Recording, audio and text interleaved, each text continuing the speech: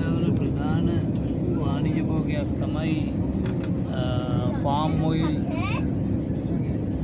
නිෂ්පාදනය.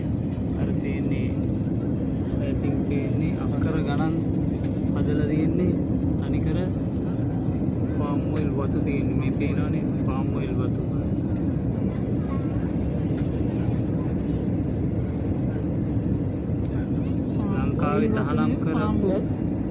ලංකාවේ තහනම් කරපු මැලේසියාවේ හදන වාණිජ භෝගය. පේනවනේ ලස්සනට හදලා තියෙනවා පිළිවෙලකට. මේ තියෙන්නේ අලුතින් හදන්න තියෙන භූමියක්. එක තීරුවකට පේලියකට ලස්සනට ඒ වතු හදලා පිළිවෙලකට බොහොම ලස්සනට ඒ රට නිර්මාණය කරලා තියෙනවා.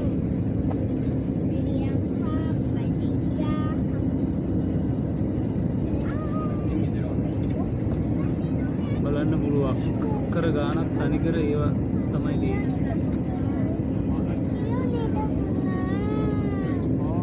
අන්න ප්ලේන් එකක් ඈතින් යනවා. අපි බහින්න යන්නේ ඔන්න ඔය මැලේසියා එයාපෝට් එකට තමයි.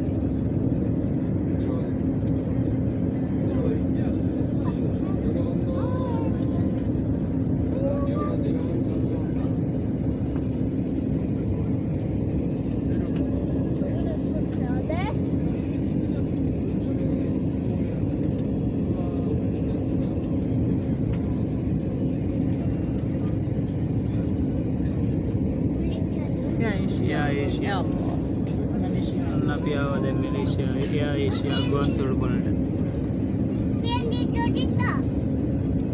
ඉතින් ෆ්ලයිට් පේනවා ඇති එයා ඒෂියා.